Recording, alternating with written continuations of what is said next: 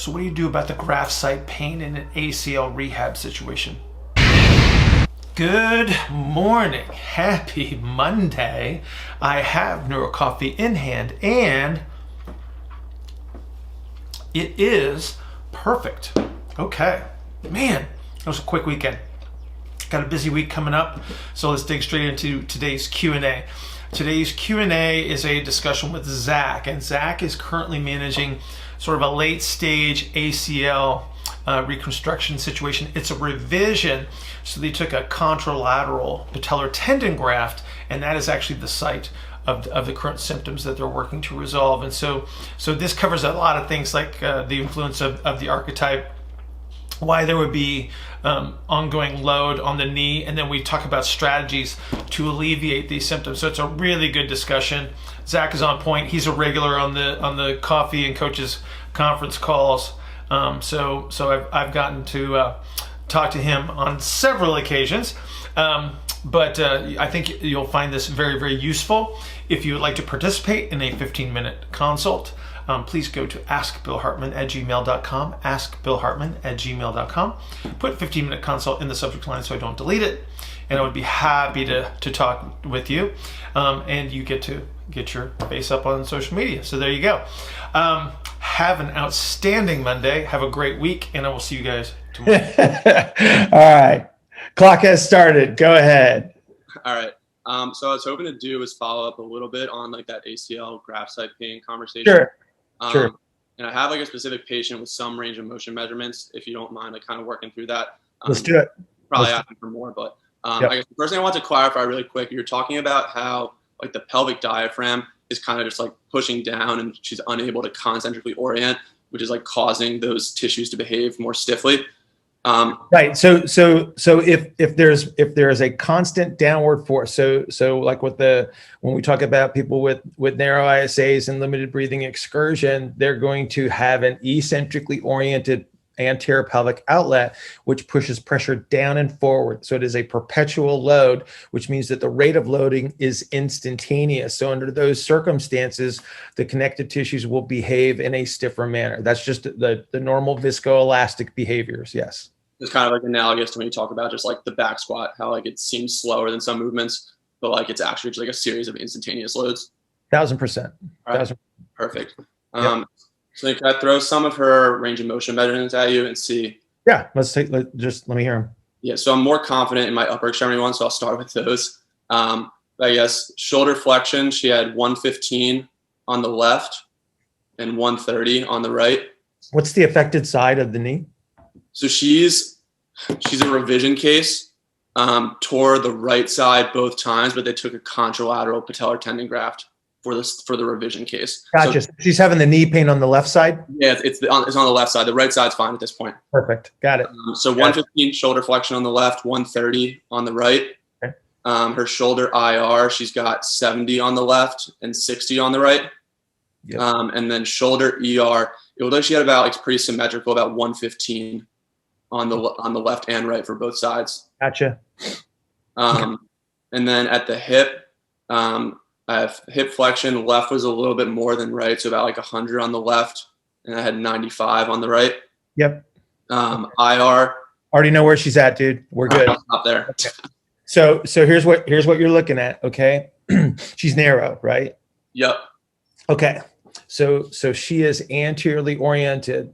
So she's narrow. She's anteriorly oriented, and she's getting pushed really, really hard from posterior left. Okay.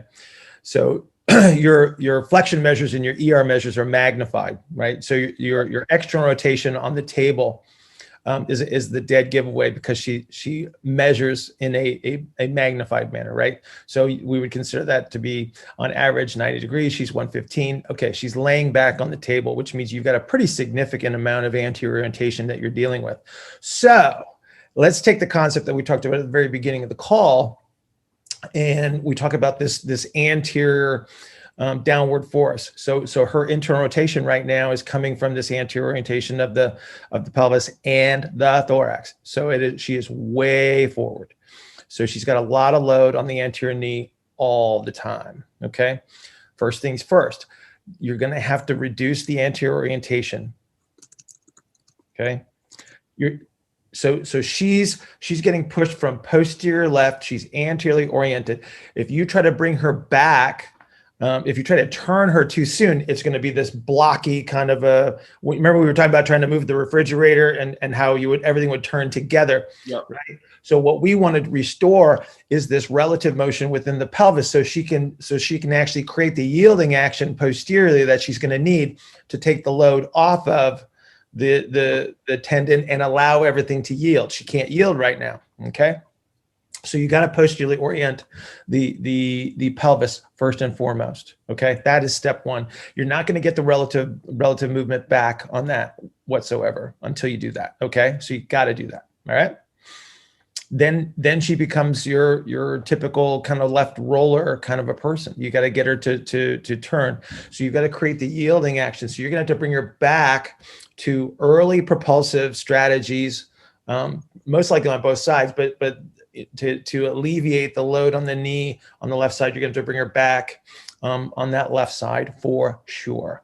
So if you look at, and again, depending on how much range and how far she is into her recovery and how much knee flexion you can load her in. She's pretty far down. She's like 7 months out.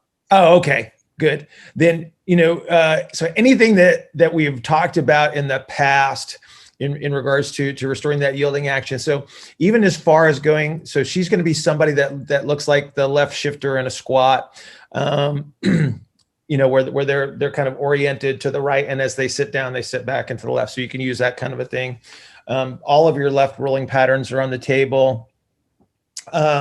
She's going to be like probably going to start her in a like a short stagger, kind of a chopping action to the left. Again, we're trying to perpetuate the left yielding action posteriorly, but you can unweight her. So again, she is constantly under load based on her physical structure. And so the chopping activities reduce body weight. So think about it. It's like if I'm pulling a weight downward from an overhead pulley, that pulley is pulling me up. She's actually lighter under those circumstances. That's going to be the way that you can sort of reduce the load. So we get the anterior muscle activity that she's going to need to help maintain pelvic orientation. You get the yielding action on the left posterior side, and then you start to turn her into that left side. Gotcha. Does that make sense? That does make sense. Yeah. And then the other thing you had talked about, and I guess maybe if it still applies, but because you didn't have all the information on the Zoom call, but like starting her in that like lazy bear position and then just like gradually progressing her to upright squatting. Yeah. If she can tolerate the load on the anterior knee when she's in the lazy bear, I would suggest you do, again, think pelvic orientation first and then go there, because even in all fours. So people that get anterior knee pain when they're in all fours, they get it because they don't have the yielding action available to her. So that's a nice little test for you as well. It's like the minute you put her in all fours and you go, how's your knee? And she'll say, oh, it's fine. But you got to really clarify with her. It's like, do you feel anything that you don't like in that knee? Because again, she's going to assume that it's just normal for her to feel that stuff in kneeling. Okay. But she shouldn't, because if the tissues will yield, you don't feel anything. Right. Right. Okay. So that's going to be a nice little test for you. Gotcha. And then are you just using like her extremity range of motion measurements as far as like as you're progressing activities, just to see like, is she able to maintain like the progress in terms of like axial and like pelvic diaphragm position that you've tried to achieve, and just like basically retesting her after you progress something just to make sure she maintained it? Every time you do an intervention, you got to retest her. Right. That's how you know you're doing the right stuff. Right. Gotcha. That's very helpful. Good. And now you remember when we're talking about getting her back to early. So if you put her in a split stance with and it's the left knee, right? Left knee. Yeah. Okay. So with left foot forward, anything in a split stance, you want her in a heel elevated position, but you want a platform. You don't want her in late. You want her in early. So you got to get the whole foot supported on the platform. So where the toes are in line with the foot. So we don't want any toe extension under those circumstances. Otherwise, you're just not going to get the yielding action. You get ER, but you don't get the yielding action. Everything about this whole situation right now is about teaching that tendon to yield. Gotcha. Okay. And to do that, you got to get the foot, you got to get the pelvis, because the knee's the dumb joint, right? And knees don't make very good decisions. They're not very bright. They're just going to follow along, and they're going to try to take over when everybody else can't. And so you got to create that situation where the knee does not have to be the compensation. Gotcha. Awesome. Okay. Yeah. So this is one of those situations where people go, oh, you need quad strengthening and stuff like that. No. Yeah. I mean, she still tests really weak on like a dynamometer, but it Of seems course she does. Of course she does. Yeah. You got to get rid of the pain before I can actually know where the quad's at. Yeah, exactly. Yeah. So, and then keep in mind that, that she's probably trying to use quad as a hip rotator too, when her foot's on the ground, right? So another powerful reason to restore all of that relative motion that you can in the pelvis and in the hip. Okay. Because again, it's like, if she's trying to, not turn, or she's trying to turn, it's like, what do you think she's doing on the quad tendon? It's, like I said, it is perpetually loaded. You have to take the load away. Gotcha. Okay. Yep. Awesome. Thank you. And then can we dive a little bit into, I guess, I understand kind of like off of like the just like basic narrow wide archetypes, like which range of motions might be magnified versus diminished. Okay. And I feel like you get a little bit lost like once you start talking about secondary compensations. And then in terms of like the sacrum and lumbar spine, if like one's rotated like towards or away and then something gets magnified, I just get a little bit lost there. So like some clarification there if possible. So give me a for instance, so we can be really specific about this then. So I guess like a narrow, but like, so narrow, they guess to be biased towards ER, but now they've lost external rotation. Okay. So when we think about the sequence of events that occurs based on, so this is all based on trying to maintain your center of gravity on 2 feet, right? So every time that you create an expansion, you're going to move in that direction, which will knock your center of gravity in that direction. So narrows after the diaphragmatic compensatory strategy, they fall forward. And so then they have to push back. So they get an anterior compression first in the thorax. They'll get it, like if we just talk thorax, it's in the pelvis too. It's just that, it's easier to see in the thorax. Mm-hmm. So they're going to get pushed backwards by this anterior compression. So they go back this way, and that's why they lose IRs first and they maintain ERs. But if they're falling backwards, what are you going to do? Got to push forward. Exactly. I got to start pushing forward. And so then I create this posterior compression that brings me back forward. And then that's where you start to lose the ERs. So the, the easiest strategy is to try to strip these things away from the bottom up, which again, is just reversing gears, basically.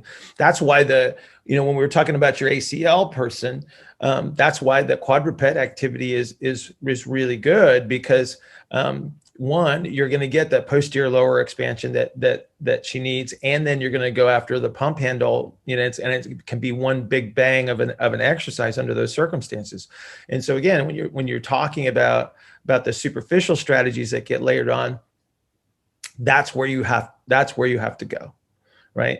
If we were talking about a wide, we would be talking a little bit more backwards. We would say, oh, let's get the DR first, and then go after the pump handle, because that's the sequence in which those strategies would be loaded on top of the axial skeleton. Yep, that makes sense. Okay. Getting into so off of that, which range of motion measurements would be like magnified or diminished if the lumbar spine is like facing one way versus the other in that scenario? Okay, so this is going to be it depends, because it depends. So yeah, it always is, right? When the lumbar spine turns, certain things will get magnified. So you ever get those people with a hip ER that are like 80, 90 degrees of hip ER? Yeah. Yeah. So that's a lumbar spine that's turning towards that hip as you're turning it. When you get a magnification of like a straight leg raise or hip flexion, that tends to be somebody that's going to be rolling away from you. Okay. And so you're not actually measuring in that imaginary sagittal plane anymore. You're measuring away from that midline, right? So the magnification of the ER on like the right side and the lumbar spine is facing towards that side. Yeah. And so here's the kicker for you there, bud, is that if I get somebody that is counter-nutated, they've got the associated lumbar flexion that you would expect to see with counter-nutation, that's a spine that's going to turn all day, every day. And so if I do an ER measurement, that sucker rolls towards me. If I take you into hip flexion, it can roll away and it can magnify it, right? If I have somebody that is oriented like they're laying on the table, but they're oriented right, I can get a diminished hip flexion so it doesn't roll back towards me, right? It rolls far enough that it doesn't turn, but the right side will be magnified. So again, it's just a matter of saying what is possible, okay? And then looking at your measures. And that's why the upper extremity, lower extremity comparisons are so important. Yep. Because again, as I'm moving a leg, the leg has a lot of mass, right? That can drive a lot of movement. Arms tend to not move the thorax mass nearly as much. And so again, it'll help you clue in as to what you're actually looking at. Absolutely. Okay. Awesome. All right, dude. This was Thank good. you so much. You are very welcome. Really I will see you in the coffee and coach's conference call. Yes. Definitely. All right, brother. Have a great day. You too. Thank you.